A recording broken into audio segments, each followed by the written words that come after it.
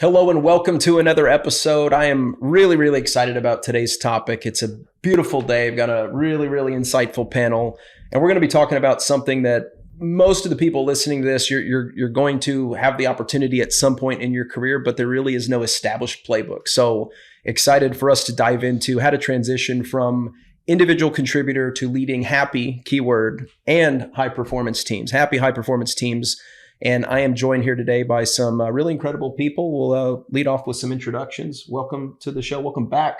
Thank Abby, you. how are you today? Thank you. I'm doing great. Abby Sesker. I was previously at PricewaterhouseCoopers for a while and then came over and transitioned to Embark. I actually became a manager while I was here at Embark. So it's been about a year and a half of being in a formal role of leading teams, managing teams.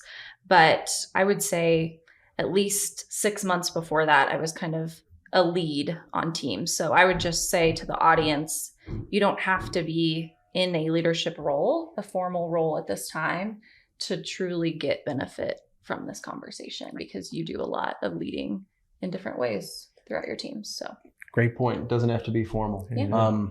Mr. Andrew Liu, always good to be around you and absorb your Glad wisdom. you're here, yeah. How are you today?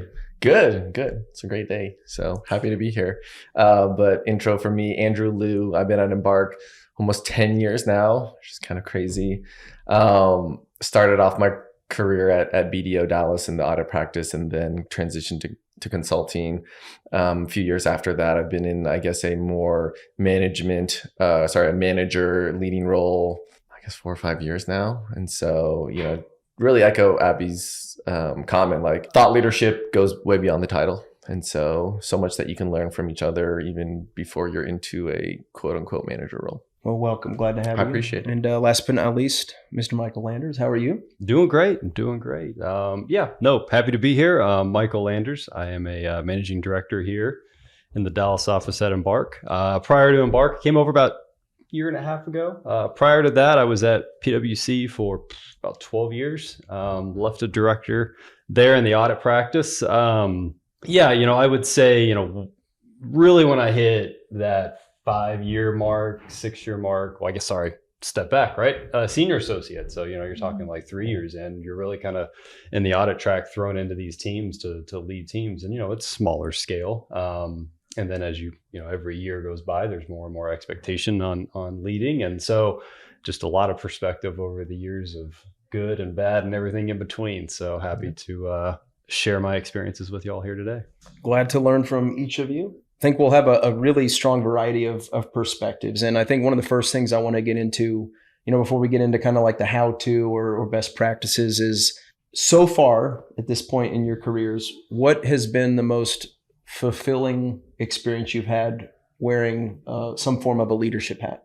And Abby, you can start us off. Yeah, I'll jump in. I have been helping an audit facilitation client here at Embark for about 4 of their quote unquote busy seasons of the audit reports. And I think the coolest thing is growing in my leadership over those years.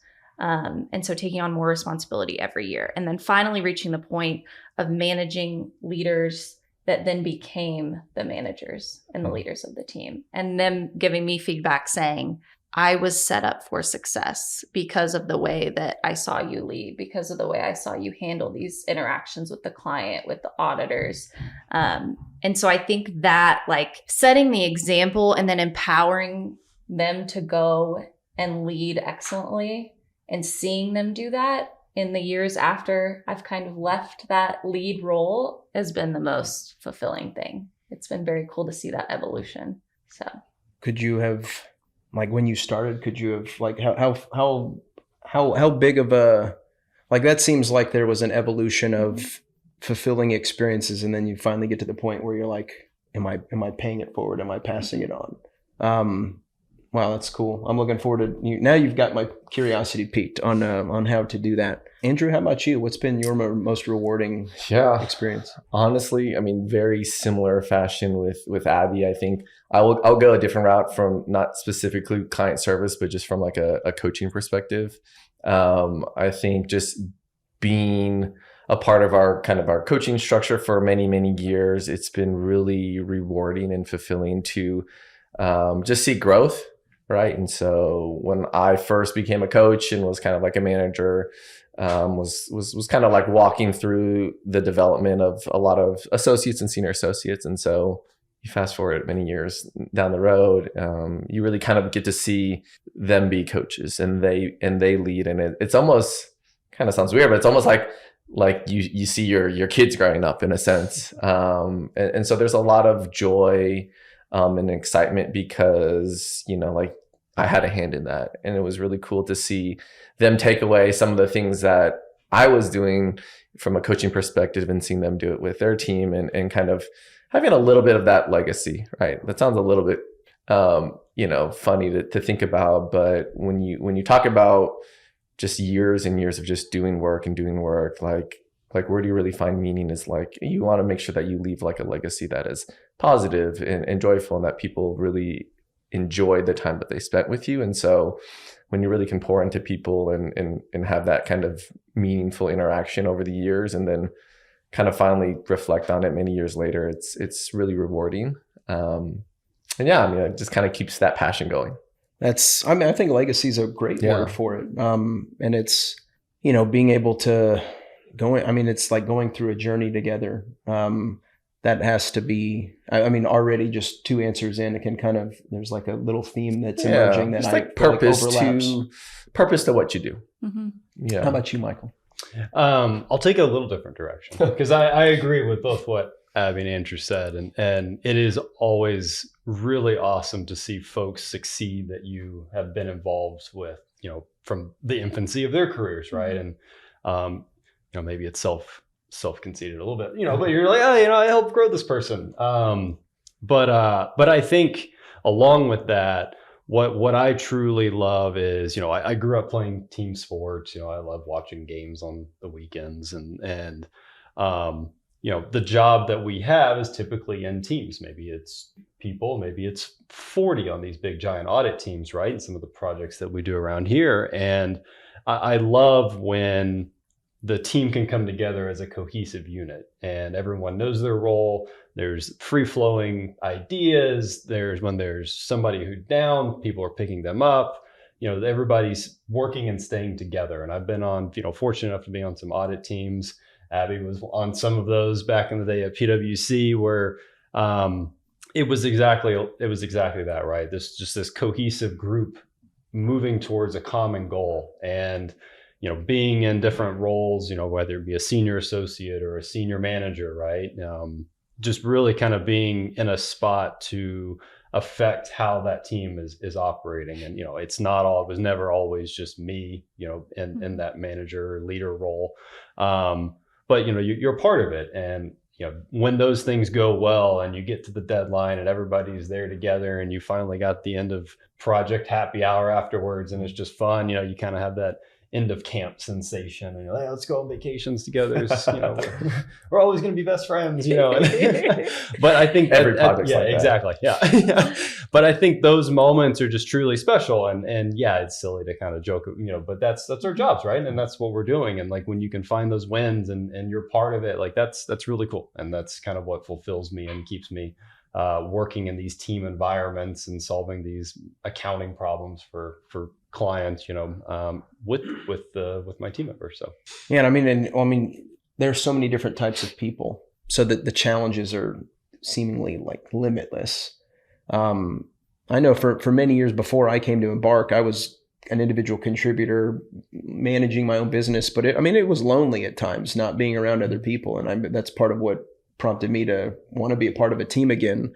Before we get into, and I guess what I was saying is I always wanted to be a part of a team where you felt, however, I'm not going to do a good job of articulating this, but you could feel that the person who was leading cared as much as how you described it.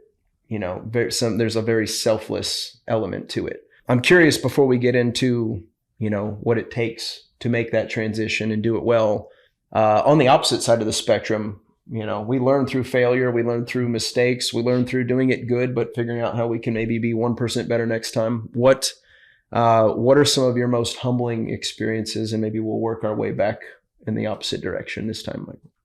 Yeah, I think one of the more eye-opening moments I had younger in my career was, again, an audit team. I can't remember senior associate, exactly what year it was, right? But you have, there are just those times where it's a challenging person on the team. And when they're not doing well, right, you have folks that ask you, your manager, your senior manager, your partner, hey, what's going on? Are you coaching this person? Are you? And I think that was one of the more eye-opening moments for me, which was, hey, they're doing poorly. We know you do well, but what are you doing to help that person? What are you doing to get them into a better spot? And so the first question out of my senior manager's mouth wasn't, hey, what are they doing wrong? Let's fix it. It was, hey, what are you doing yourself? Like, look in the mirror first and figure out if your approach is the right way to go about it. And I think that really just kind of opened my mind to like, hey, first off, I can only control what I can do, right? But then also really taking a step back and making sure that I'm supporting the people on my team to the best of my ability. Because if I'm not doing that, then I'm doing them a disservice too. So it was definitely eye-opening and something that I still try to think about to this day, even ahead of time, right? Don't get to that point where you're having to figure out what the issues are, like, try to foresee them, but it comes with time and repetition doing it. So I'm curious until that question was posed to you, you don't strike me as the kind of person who wouldn't care about your team, right? But your mind was somewhere else until you realized that there's another level to this. Yeah. It just, in the audit world, you get deadlines creep up on you and you miss stuff. I worked on a lot of really big teams. And so, there's, admittedly, there were people that kind of fell through the cracks, that should have been more aware of. And then when getting to those situations, like, it was less internal reflection. It was more like, hey, what do we need to do to get this person, what are they doing wrong that I need to address, right? And it's kind of like in my marriage, I got to figure out how to like listen to my wife's issues, repeat them back, and then what can I do to help, not solve the problems, but what can we do together as a team to fix that? And again, it's self-reflection in the mirror there, but so that was kind of earlier on when I hadn't had much experience doing it. Because all of us, I don't know if everybody took leadership classes in college. I definitely didn't. And so, Sure did. we're kind of just in a profession where like progression means you're going to be thrust into these manager roles, and you kind of have to figure it out on the go, and you run into a lot of different styles. And that was earlier on when I just hadn't quite figured it out yet. Learn from your mistake and keep moving. But Andrew, what was, hearing you describe what's so fulfilling about it? Yeah. On the other side of that equation, what's a tough lesson that you learned, or just an eye-opening experience for you? I'm like thinking back to some of my like PTSD, like, clients that went very far south, from like my first year out of school. Just go to that dark place. I'm thinking of all the yelling and the screaming.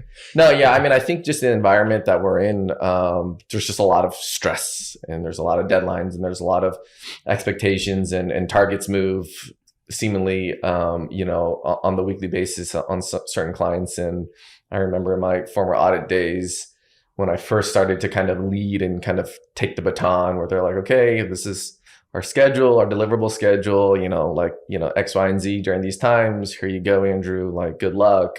Once things started to get shaky, I think for me, it was really humbling to be in conversations where I didn't have like the right answers. And I would almost kind of like make up like, oh, you know what? I think we can get it to you next week. And it would just start to compound. And I was like, okay, I don't know how to navigate it now. And I remember a few instances where I was asked to like come into the room, and I just got an earful from the client of just like, why would you do it this way? Did you not think it through? And just a lot of like verbal, deconstructive comments that I just started questioning. I was like, oh, should I even be in this profession, right? And so had some moments of just kind of reality checks that like, not everything is just going to go smooth. And so, I think throughout the years, it was, how do you manage that? And kind of how do you deal with, the stress, as it pressures on you. And,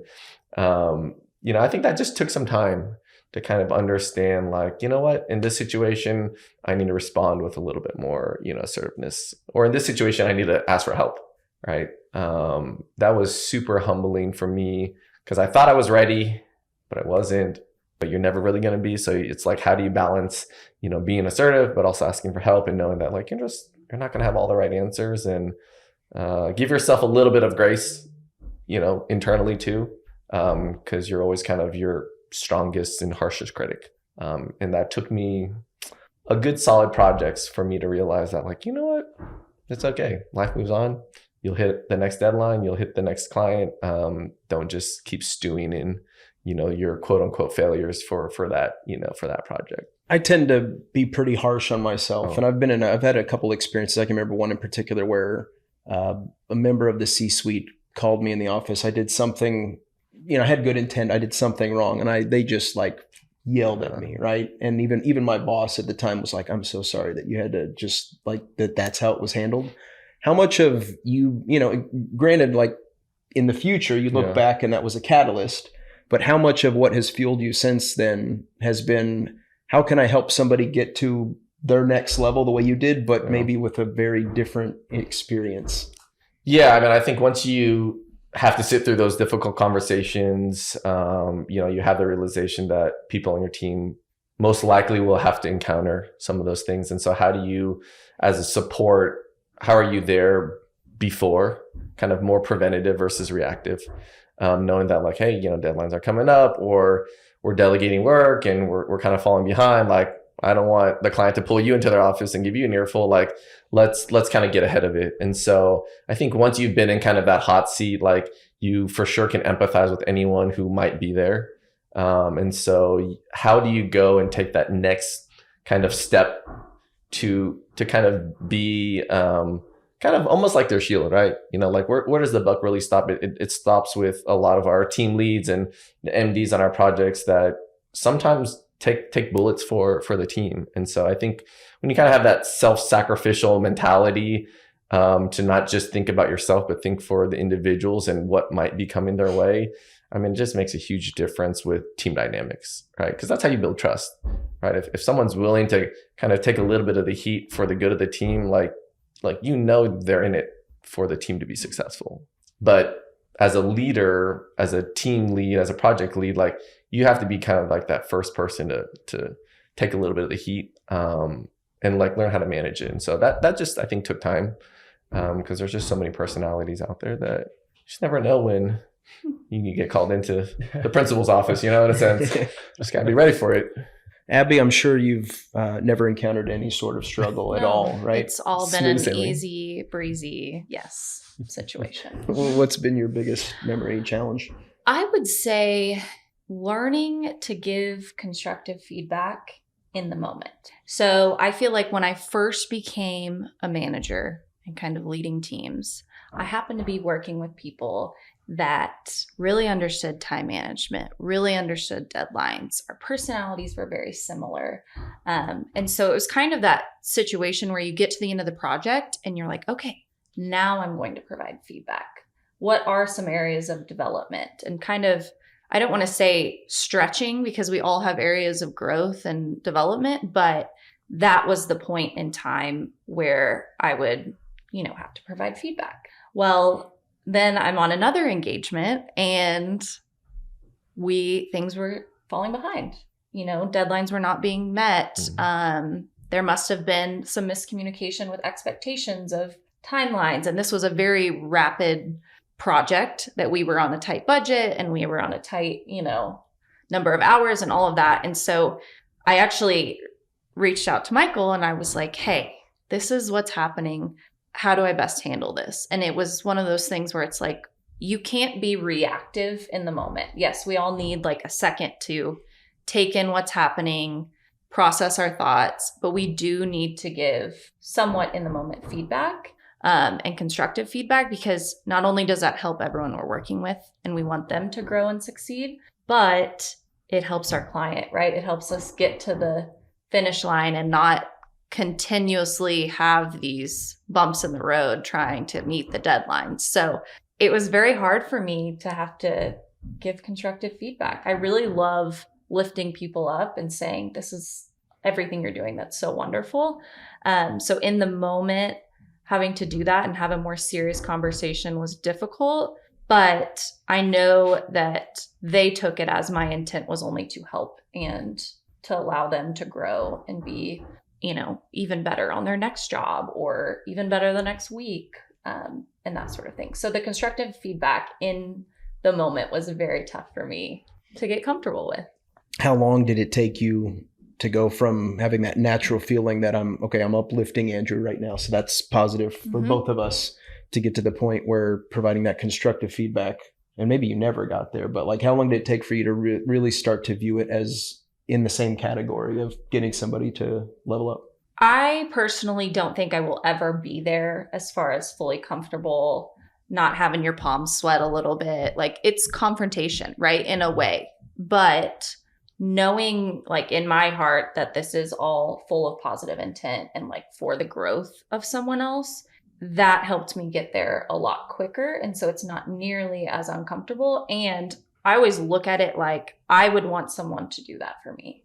I would want to be aware if, hey, I need to improve on this element so that we can meet this deadline, or we can strive better to succeed as a team. And so like an Andrew or Michael, like if you guys were leading me, that's what I would want. And I would want that positive intent behind it, but it's important. And so just kind of putting on a different cap with it and saying like, no, this is for the betterment of this individual. And I'm going to present it in that way so that they know I care. But it's never easy still, because it's not as exciting as the good stuff, so. Well, it's got to feel great though when they do get to that next level and the light bulb goes off, and then both of you get to celebrate that, right? Yeah. All right. So I would like each of you to take me back in time when you were making that transition into your first, formal leadership or coaching, role. I have a couple questions for you. At the time, how did you define success? And then what anxieties, if any, did you feel, day one? And any volunteers? I can go real quick. I thought that when you were leading a team and you're managing a team, even though I had seen the struggles of those that had led me before, I expected to lead perfectly and to know everything. And that was quickly shattered. And it almost allowed me to have a little bit of comfort in the fact that I will never know it all. I will never have every perspective and understand everything. And to kind of lean on others, whether that's leaning on people that you're leading, even, just that perspective of it's not you're this like lonely man or woman at the top. It is you're all in it together. And so you're never expected to know everything. And so that was a big switch for me, was the idea of being a perfect manager or leader. What's kind of nice too is, again, going back to like just being a senior associate on an audit team, right? Like you're put in the position pretty young. So the expectations that you're going to knock it out of the park day one, pretty tempered, right? I mean, there are the exceptions. There's a senior that gets thrown into like the manager role on a big public client first, and they have to just figure it out when they've never done something like that. But, I do think this profession is kind of nice in that there's a gradual build. But similar to Abby, like the anxieties are always there. You're dealing with a lot of folks who are perfectionists, through and through. And so the idea that, hey, when it's my turn to be that lead senior, I'm finally the senior manager on this job, I'm or wherever your career path takes you. Yeah, you think like, I've got all the answers, I'm going to knock it out of the park. And then you start getting those comments back and you're like, oh boy. So I think that, that anxiety of like always having the answer, balancing more responsibilities. And I think that just seemed to be an ever increasing stress during my time in public accounting. And so, getting through that, and over the years you get better at it, but it was tough getting through some of those years. COVID didn't help, being at home for part of that period of time. But yes, working in really, really quality folks that we work with on the client side and on our side. And so, yeah, you always want to be the person with the answer. And it's tough. It's really tough to navigate at times. Did you get the perception when you looked around the rooms that you were in that everybody... No, that's the thing, right? I know where your question goes. Like, that's the thing. Like, you're all in the same spot, but like you're in, at least I'm always in my own head, man. Like, I'm the dumbest person in this room, right? And it's definitely not the case. Like, you should be leaning on other folks. And, I figured it out way too late in my career. Not too late, but later in my career than I should have, how important relationships were.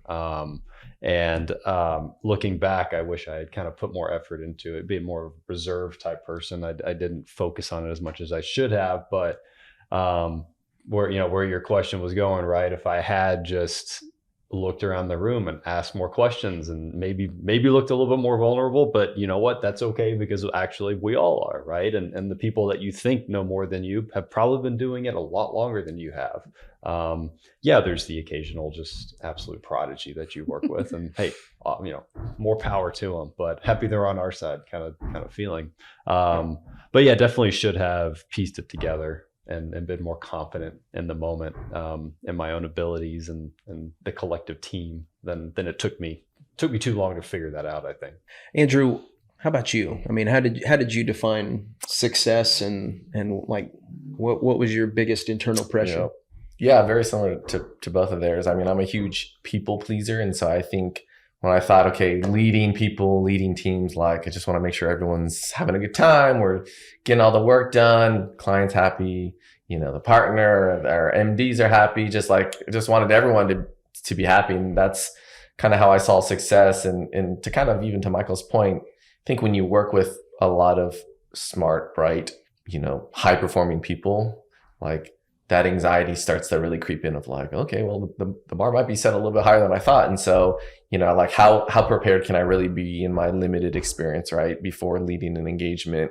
And so, that anxiety of like perfectionism is super real, especially when one thing goes wrong. You're just like, oh no, everything's falling apart. Like, how will I be perceived? Because I think when you first kind of start, on a project, like you just want to make sure you get the right reputation and the perception of people is like, oh, it's a good transition for Andrew. He's leading more projects, like as expected. And so you just don't want to be the guy where it's like, well, we had high hopes for Andrew, but you know what? I don't know.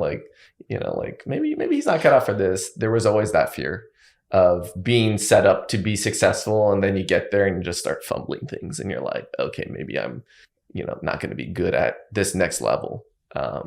So funny, joke kind of even in public, I was like, man, I actually would love to be an associate for 20 years. Like I can do this cash recon, process, and feel like I'm good at it. I'm doing it. There's no issues.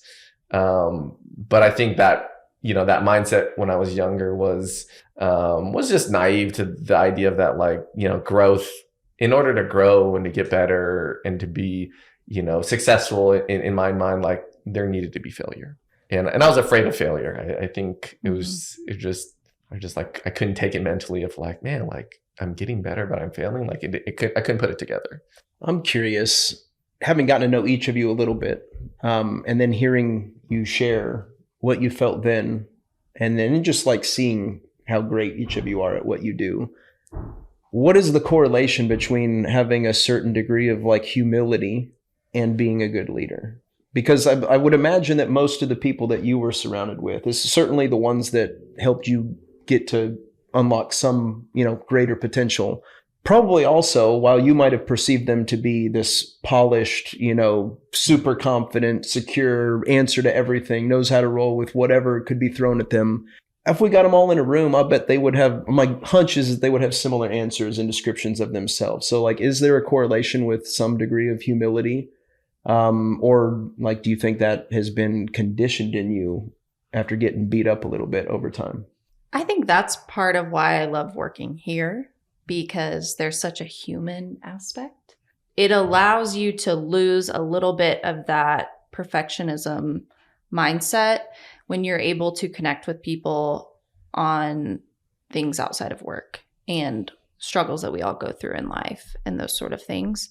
And so even connecting with leaders, people in our C-suite, whatever it may be, and recognizing that they're human just like us allows you to give yourself more grace, because we're all just trying to sort through this thing called life, and work is a part of it, but there's so much more to us outside of that. And so building that within your team so that those that you are leading feel comfortable to approach you and say, hey, I have this thing going on, and that's maybe why I'm more absent right now, or you being able to pick up the slack for someone because you're aware of what's going on in their life. Like, I feel like those human aspects of work in a way allow you to have a little bit more grace on yourself and others. And I think the industry lends itself. I think from like a consulting perspective, like there's so many facets, so many industries, so many different types of work that you could do that like you'll never really ever feel like you got it all down. So humility, the industry will humble you regardless if you want to be humbled or not. Like, you can be the most confident person, but it's inevitable that you're going to run into a project that you're just like, man, I really just got to start from the basics of learning, like, what am I even trying to do here? What am I even trying to accomplish? And I think that repetition really kind of keeps you on your toes, and it allows you and allows your teammates, kind of what Abby said, like you're not going to be perfect. So it's okay. Like, there's going to be that first couple of kickoff meetings and conversations where you're just you're fumbling a little bit of like, okay, am I saying the right things? Am I on the right track? Are expectations meeting? And then you start to kind of get into a groove. But I think just this industry will really challenge how you navigate whether or not you really know it, or are you willing to like be flexible and learn it so that you can be confident in knowing it.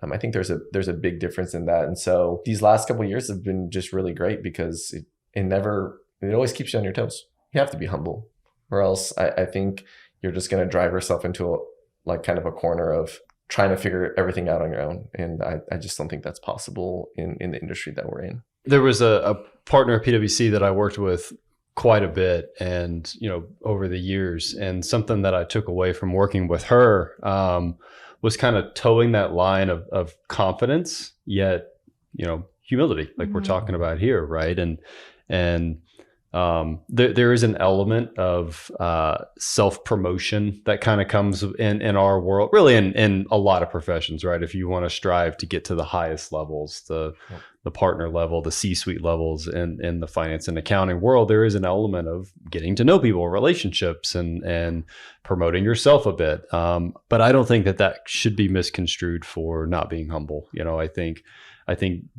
if you just take it purely back to managing a successful team, in my opinion, and what I picked up, to your point, over the years working with so many high quality partners, was what do we do for the team to be successful? And it's putting people in places to do really good things. And as the manager, as the leader on a team, one of those has to be, in my opinion, coaching and approachability, and we've already touched on those already here, but I just want to echo those and say, like, you've got to have like a free flowing arena of ideas, I think, for a successful team to be there. And if you're not fostering that in a leadership position or in a manager role on that team, then I would challenge you as your team really being that successful. So it was just some of the things I picked up over the years. But at the end of the day, too, make sure you have that confidence. It's so much easier said than done, right? Have self-confidence. That's so easy to do, and it's not.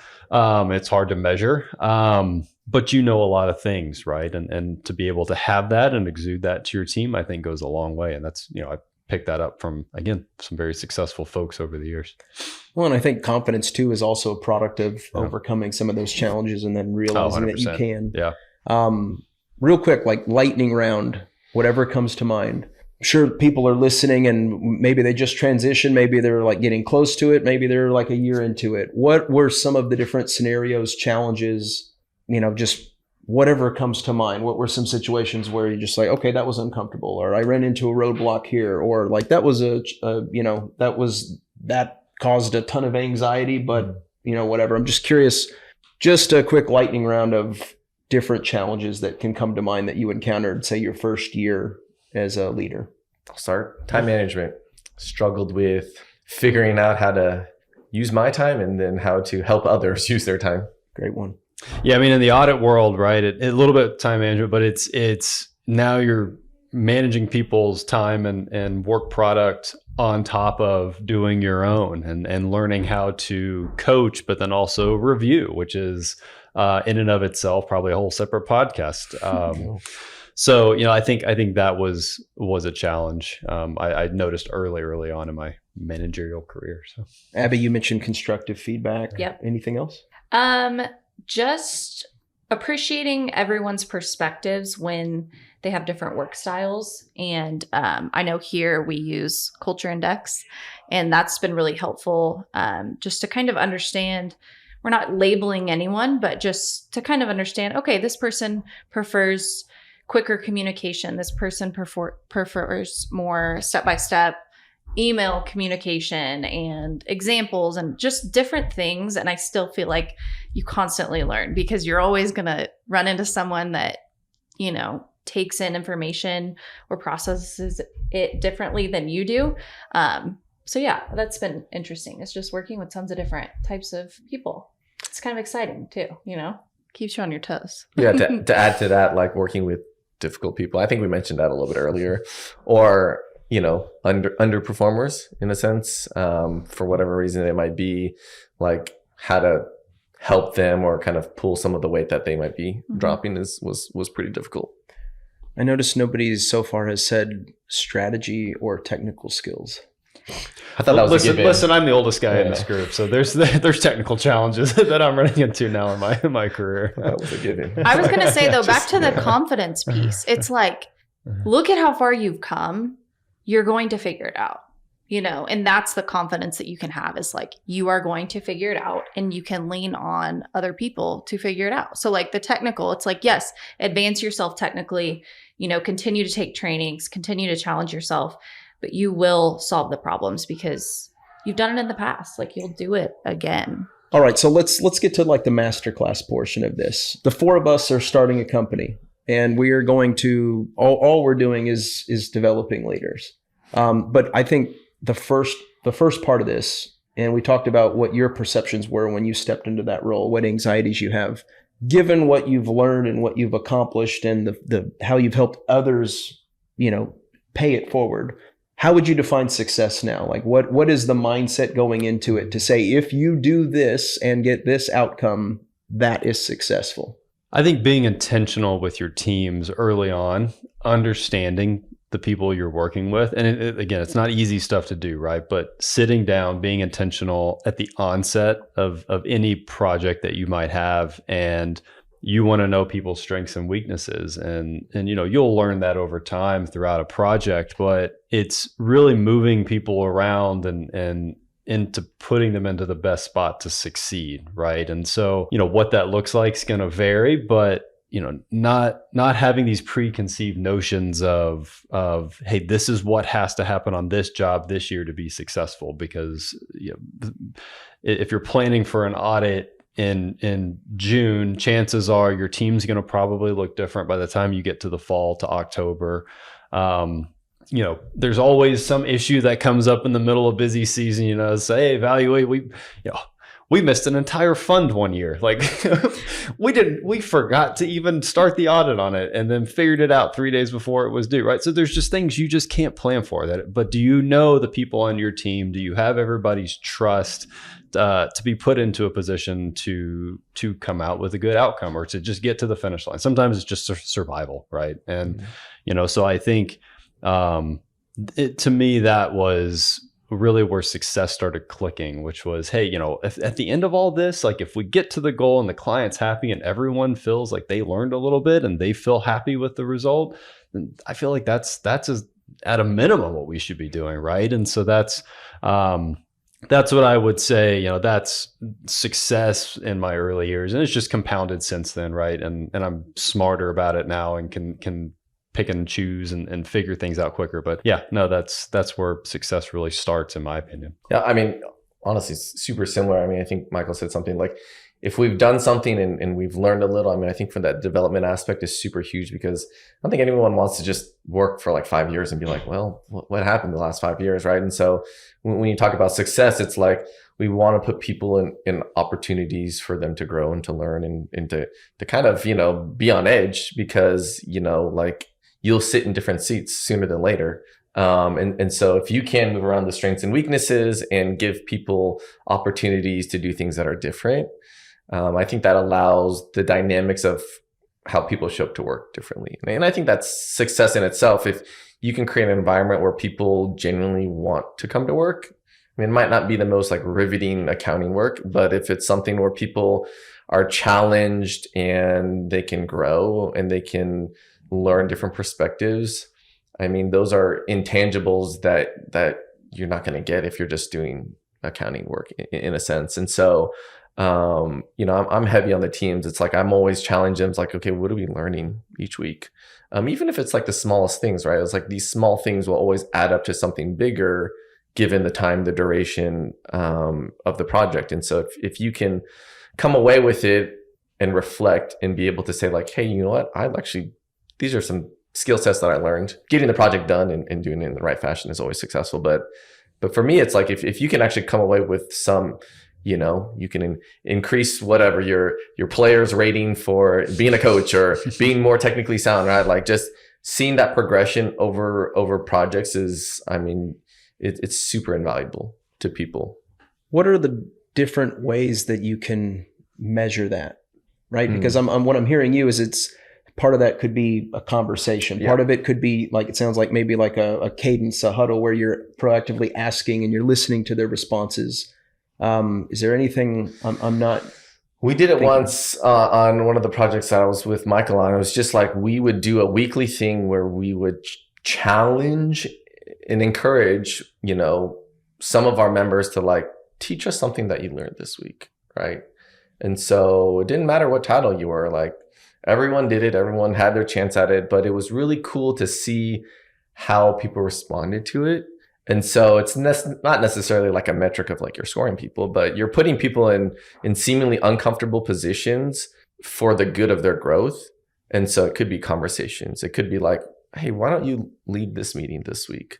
And then to like kind of give that constructive feedback and to encourage them in those ways. And so I think there's just a lot of ways that aren't super like concrete, like put it on paper, give it a score.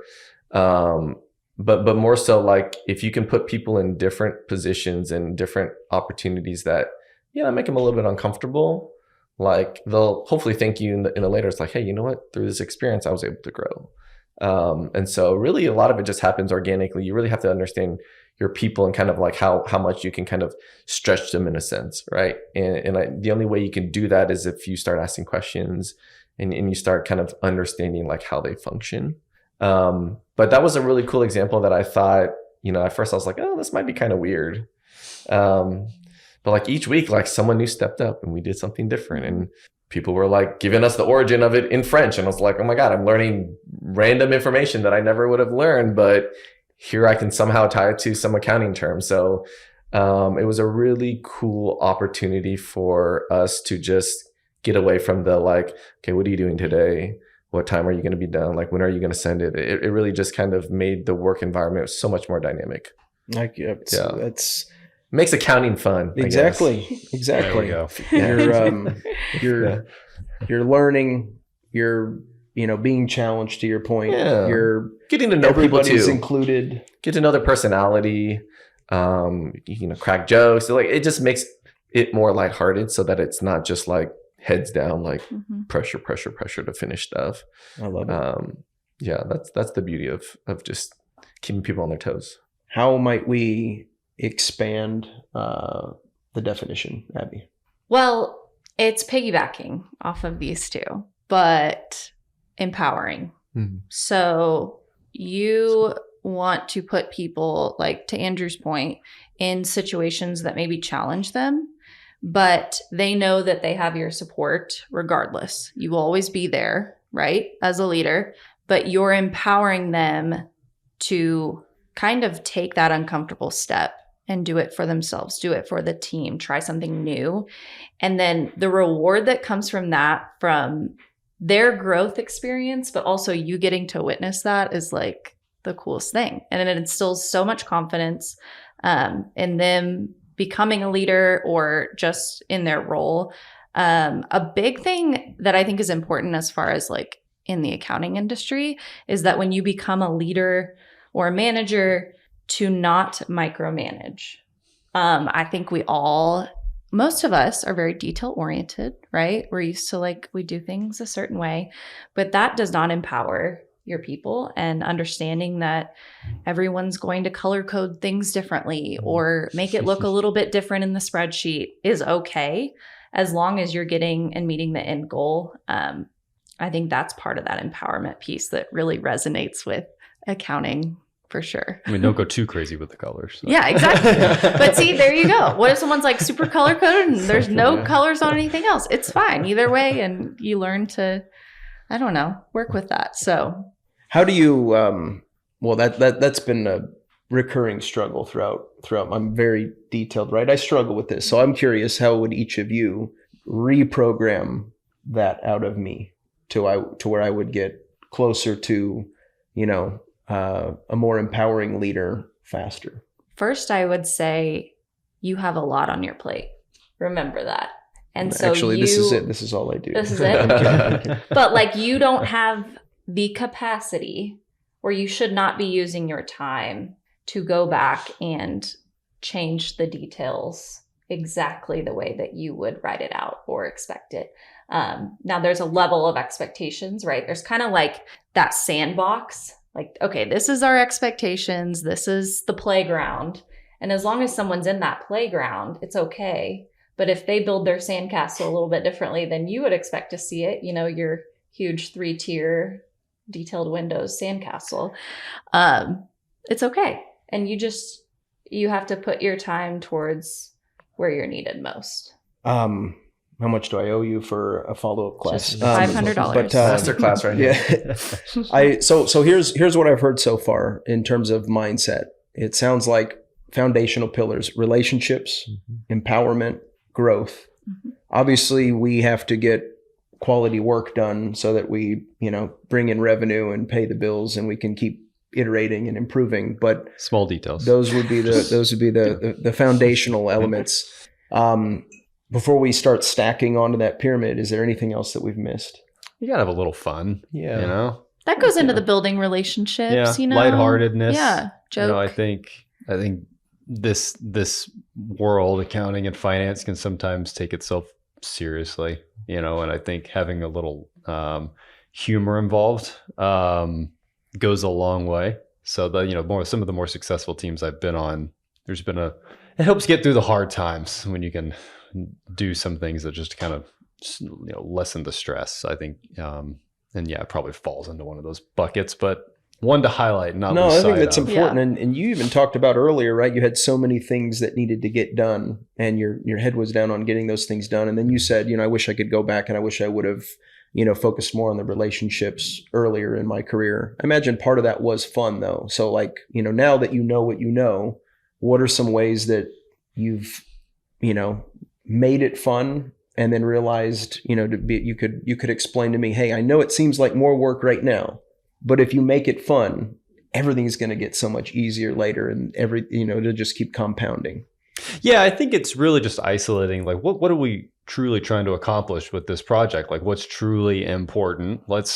It's what Abby was saying, right? To kind of get you to calm down and get at the details. It's isolating, like what is the most important thing here? Like what should we be focusing all of our attention on? And then everything else, while important in its own way, let's put it in perspective, right? And so I think that in and of itself kind of helps lighten it a little bit. It's less like you're drinking out of a fire hose, and so I think thinking about projects in that sense, and like what is the key thing we're doing here, But I don't know, just in general, I just have a weird sense of humor, and, and so I'm always interjecting it into things, but also just getting down to a personal level with people. If you're just talking about, hey, what'd you do over the long weekend?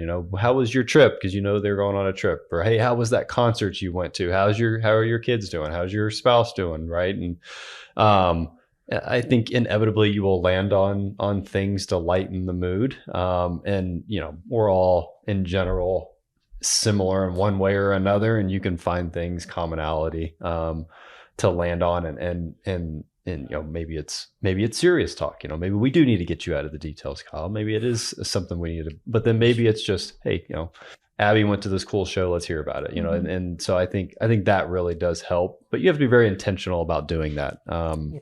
Yeah, you don't know until you ask, right? Yeah. And so if you're just always focused on like the work and the task at hand, like you really miss out on a lot of opportunities to have those lighthearted conversations or think of something that could, make work better for them. I think for me, it's like people just need mental breaks, right? And so if that means like, let's get up and just go grab coffee together, like that's kind of like okay, well, is that really fun? It's like, well, sometimes it's really important for people to have a change of scenery. Or like we used to do like a Sporkle challenge, like on some of my just fun, like brain teasers and just something that kind of you can build off of, because jokes and inside, things might happen, or it's just like a good just break for them. I forgot what the game was called, but there was one time where it's like you have to like guess where it is on the map, right? And so we did that. That was a couple years ago, but we didn't even do it with just it was like a company-wide thing, but we just have like a Slack channel. And then honestly, we probably spent a little bit too much time on it, but it was great for us because it allowed us to like talk about our travels and like, hey, this looks familiar, And so once you can kind of get away from all just the work in itself, it really allows you to, just really explore those relationships that if you really want to build it, you got to be intentional with it. I mean, if you really want to go after it, you go back to the humility point and put the target on yourself and really like self-deprecating humor. You can really have the team come at you. You got to be a little vulnerable, but there is some success when you can, kind of take the brunt of the jokes, but it can build team camaraderie. Whatever builds. We'll let you take that one, Michael.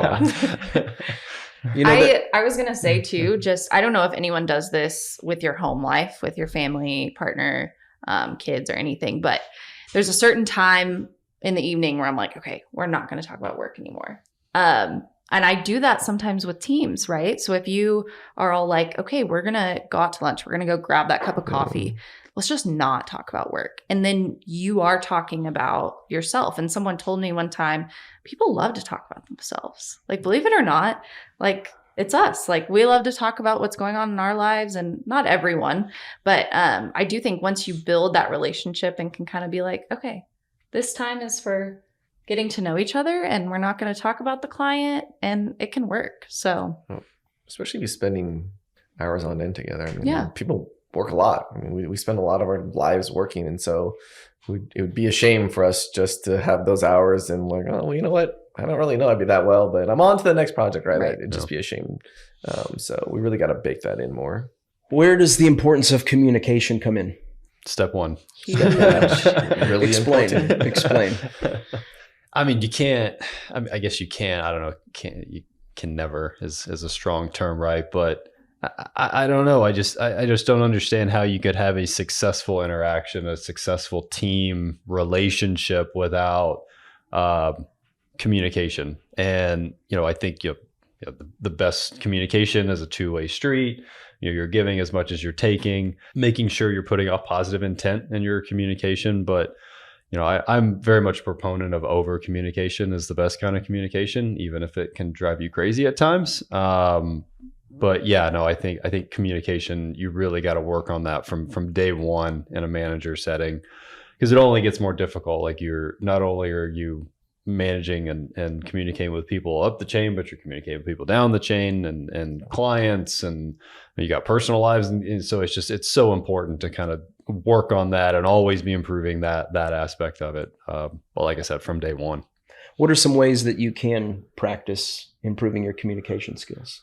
I mean, is it just reps, or is there some things I can do ahead of time knowing? Honestly, communication is one of the still I sort of struggle with that. I mean, I can admit that I'm like an overly verbose, wordy guy, especially when I'm like explaining things to the client. So really just learning from others and like trying to actually dissect of like, okay, this was the thought that he or she was trying to get to, and this is how they presented it. Just kind of play it back in my mind, like, okay, how would I have done it? And, what would that look like? Would that look differently? Would it, would I have been more concise? Would I have not? I think it really takes like a lot of intention of practicing that. Like sometimes it takes me a while just to draft emails, and because I'm always just like word vomit, and it's like a paragraph. I'm like, no one's gonna read that, And so it takes practice, it takes trial and error, and I think it takes like learning from others who do it well. Right, who don't say the filler words, who, there's actually like, a lot of trainings on that. You can't just assume that like, oh, if I just say this enough, it'll make sense. Like you really have to put some intention behind of like, what does communication look like? Where do I stand? How can I get better? And okay, I need to actually go out and learn how to get better at communicating. And who you're talking to, I think, how you tailor your communication to who you're talking to is, again, something I didn't appreciate until later on in my career. If you're talking to a CFO, it's going to be a little different than, an AP clerk, right? And I think the level of detail, how you present things, it goes exactly with what Andrew's saying, and some of that just takes experience, but it does take some intentional thinking on your own part. Yeah, it seems like you could also, if you've developed some of the connectivity that we've talked about, you've also, all those are opportunities to get feedback as well, which can go both ways. Even though maybe you're wanting to develop that as a leader, you could get feedback from the CFO or the person who's on your team and say, how would you make this better maybe? Mm-hmm. I can't remember which one of you mentioned just different situations, right? And there's a predictable unpredictability of what will be thrown at you today and next week. Being adaptable, being flexible. I struggle with this, but I appreciate seeing people who seem to be even keel on the exterior. Like they help calm me, actually. Are these things that you can work on as a leader? And, just how important is that in your ability to not only get the job done, but create an environment where other people are happy and performing well? Where does that fall and how do you get better at it? I always say, especially in consulting, getting comfortable with being uncomfortable. And the more that you can share that mentality with your team and let them know that it's always going to be okay, right? We're always going to get it done. It's going to be okay. We're going to get to the finish line. I feel like that is a huge piece that allows you to be adaptable, flexible, have the confidence in yourself. That it's going to be uncomfortable, but you know what? We get comfortable with the uncomfortable and the challenge of it. So yeah, I think for me, it's younger in my career, I felt like everything was high priority.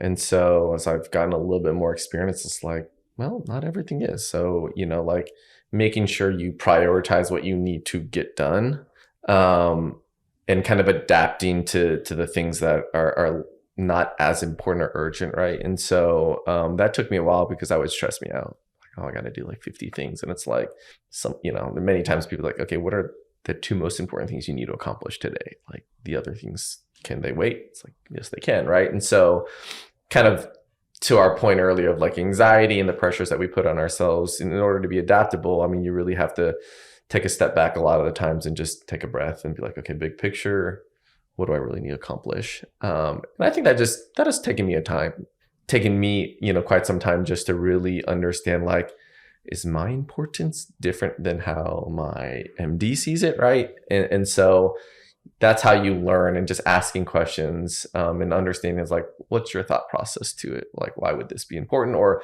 why would you do this a certain way? But I think the beauty of the adaptable part is like leaders have to be willing to learn down. Did I say that right? Learn from those that you're leading.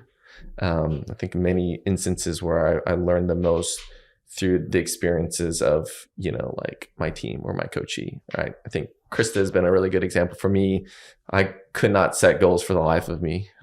Yet somehow, some way, I was coaching her on how to set some goals. And I remember she came to our meeting and she like had this like list of things. And I said, I want a copy of this. I'm going to leverage and take it from her. And I actually made a training out of it. And so it was just really cool. It was a good aha moment where I was just like, you got to be willing to be adaptable and learn from those that, you know, on paper might not know as much as you, but you'd be surprised, right?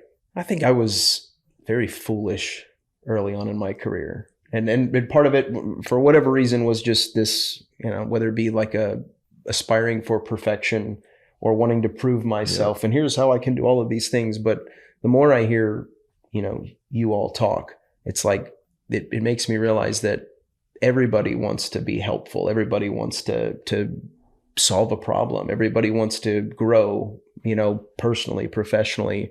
It's our ability to give them that chance to do it and then figure out where they want to go and be able to support them however we can. And if you don't know how, like, if there's one thing I've learned is that just go ask, like, what are you looking for from this experience? And it seems like so many of your best practices are rooted in serving not just the customer and not just the company, but even more so because the better you can serve your people and your team, all those other things are going to happen, you know, naturally.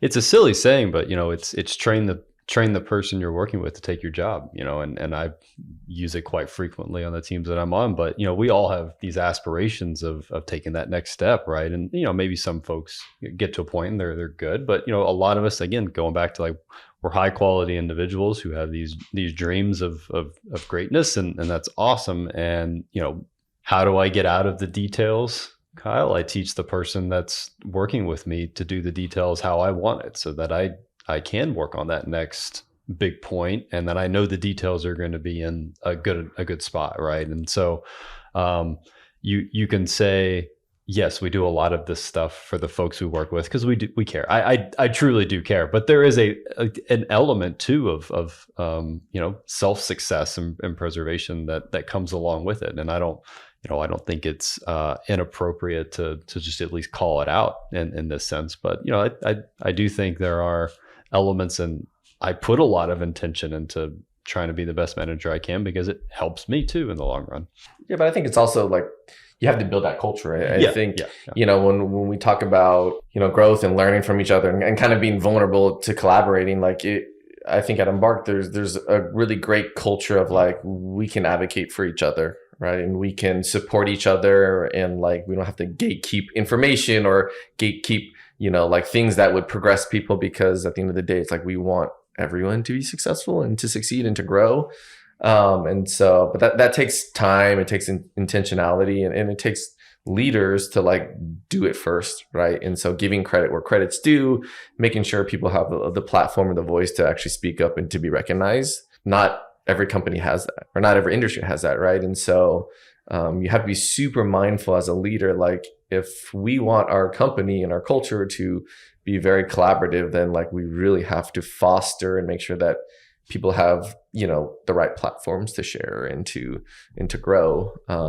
And so that it's not just like, only one person gets the recognition for the project that gets completed, right? Andrew said it better than I did. No, Came no. out that I was thinking about it. I step on all the little people to get to where I want to go. No. It's like a good balance. Yes. Oh, exactly. And also, like, you celebrate someone and empowering someone to lead and take your role, just as they are celebrating you for you taking your next step. You know, like, it's such a cool thing to have someone step into your maybe previous role or whatever and just like be successful. You left that legacy. You know, it's just like, it's a cool thing. So I get what you're saying. But they don't know that unless you give them that intention of like, hey, I really am trying to build you up so that you can take my role. Right. You're not just saying like, well, I'll be out of here in 6 months. So like, good luck. Like, you're going to take my role. Have fun at it. Like, you're giving them like, hey, this is my wisdom. These are my insights. You know, like, I want you to be more successful than me in this, you know, this position. Yeah. That's the thing too, right? You'll meet people that are like, man, you're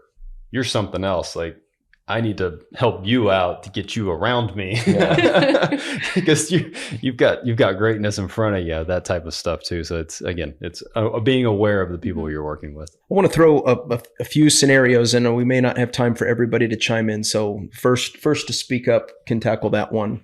You're going to work with lots of different types of people. What happens when you're struggling to get along with somebody? How would you approach that particular challenge?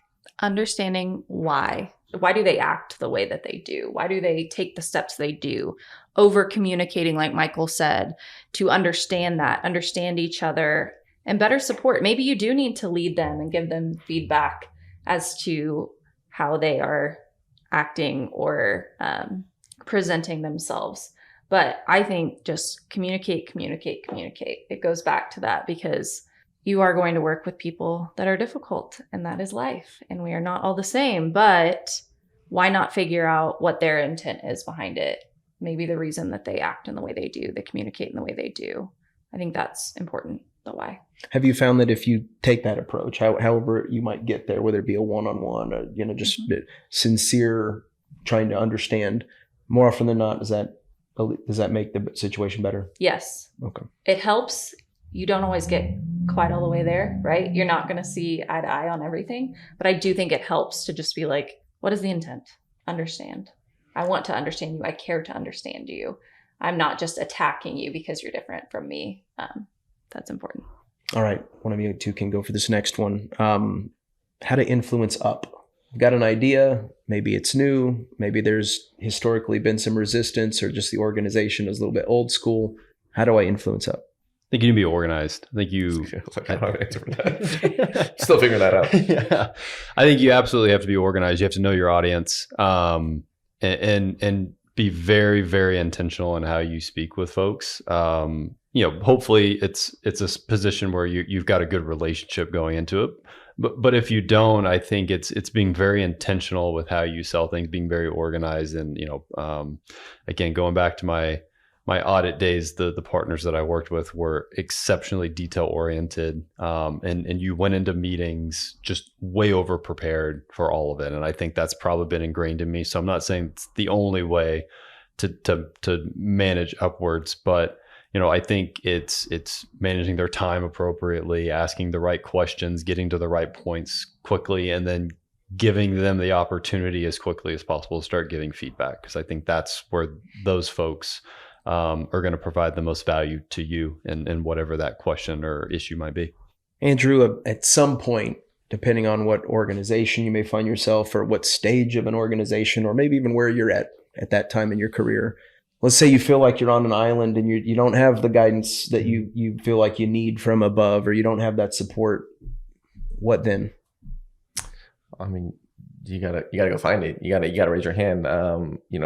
In this case, I've been on many projects a little bit earlier on in my career that was solo, and I just kind of told myself, well, I'll just do a good job, and that'll be the end of it. But I think learning and kind of being on an island, quote unquote, you realize that you only have so much knowledge, right? For me, it's like I only knew as much as I knew, and Google can only tell me so much too. But really allowing yourself to be what we talked about earlier, just vulnerable and hey, you know what? I really need to raise my hand. And even if I felt like I was doing it well, or that my project was going well, I think what hopefully could set us as what can we do to elevate? What's something better than just good, right? I think sometimes when you're just crunched for timelines and just trying to get stuff out the door, we forget that. And so challenging yourself to okay, what can I do better? But I don't think that happens unless you raise your hand. And I don't think that happens unless you have those relationships, right? And I think we really try to foster that here. It's always kind of scary to throw a question in the Ninjas channel and have 200 other consultants judge you for your question, right? But I think if we can create an environment that really is loving and non-judgmental, right? And understanding that hey, you know what? We've all been in situations where we're asking a question that seemingly seems dumb. We just need answers and we need best practices. That anxiety easily, kind of falls off the wayside. But you got to raise your hand. You got to go to people that you trust. And you have to be connectors of people too, right? And so if you see someone in need, or if you hear about something oh, this person's on this project, kind of dealt with it, or I know someone who's an expert at this, connect the dots, right? And I think our company, I think any industry, we could do a lot better, because as we grow, you don't know what you don't know, but if you do know, then share it with people. right? Don't be that gatekeeper of information, of resources. I think that's the beauty of seeing people grow and throughout, their different stages of their career here is like they really connect people well. And that's kind of what makes them leaders. You kind of, honestly, I've been here 10 years, like I kind of forget what people's titles are. Like, that's a beautiful thing. You could have fooled me, like, because I know that like she's a leader. I can connect people. It's like, you want to meet someone in Dallas that knows the culture, knows the people, like coordinates things. These are the people you should go to. But that once again, it takes a lot of time.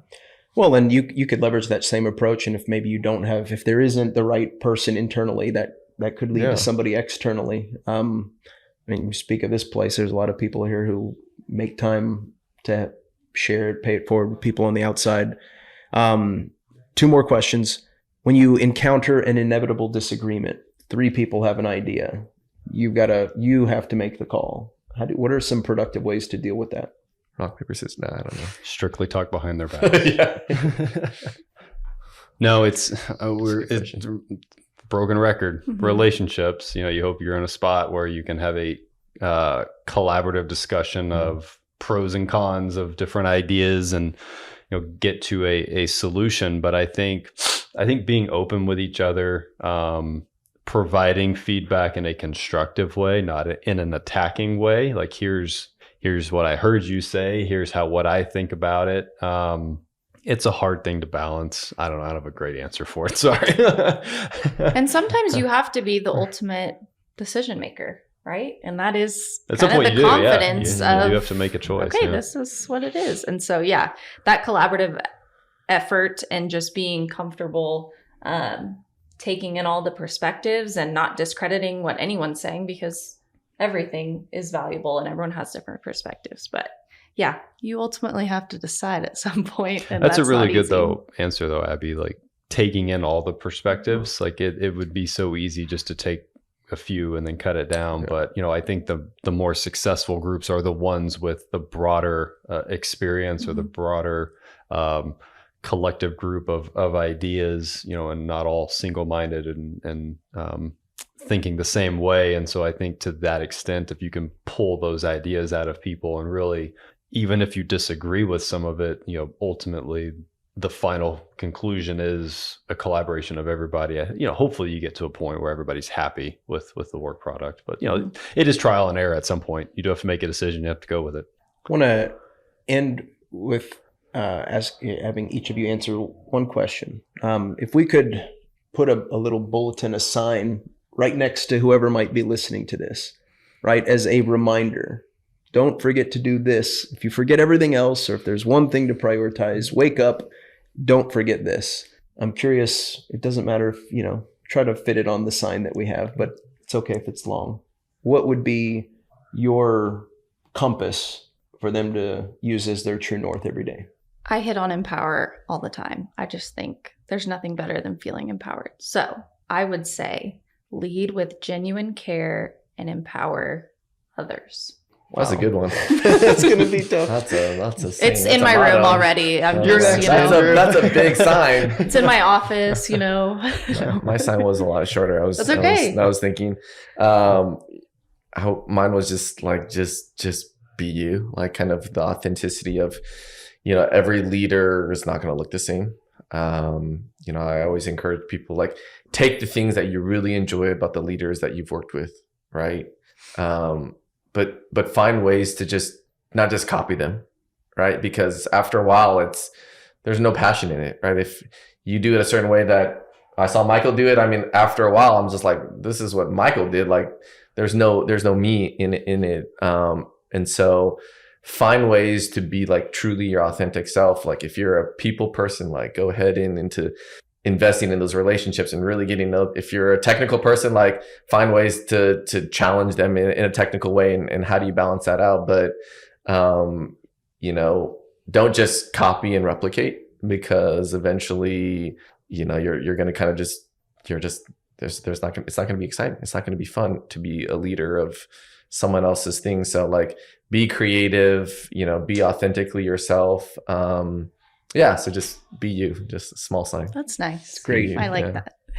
I would just say serve the team, right? I think I think a good manager, a good leader on any team doesn't have a preconceived plan, right? And the team isn't doing the work for the manager. I think it should be the other way around, and it's doing anything and everything needed for the team and its success. So is that running meetings? Is that setting the timeline? Is that doing the hardest research there is, or is it purely just asking questions of your associates, right? And trying to keep the mood light, dealing with the occasional partner comments or MD comments or whatever, right? Like, whatever is needed up and down the call it the decision tree of the team, right? Like, just serve your team. And I think if you do that with the right intentions, I think that goes a long way with, if you're a natural manager, great, like you'll do awesome. If you're someone who has to practice at it, like, I think that motto right there by itself will lend, to good success. And hopefully your team sees that you're there for them and not the other way around.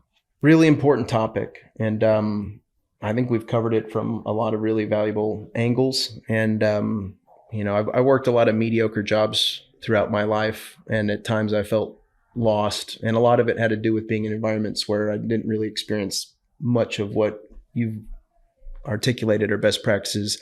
Truly grateful to be able to get to do this for a living and get to learn from each of you. So appreciate your wisdom. And I think you're going to help a lot of people get to their next level. And if they have any other questions, please reach out to any of these three awesome people. Abby, Andrew, Michael, thank you so much for your time and wisdom. Thank you. Thank you. Thanks.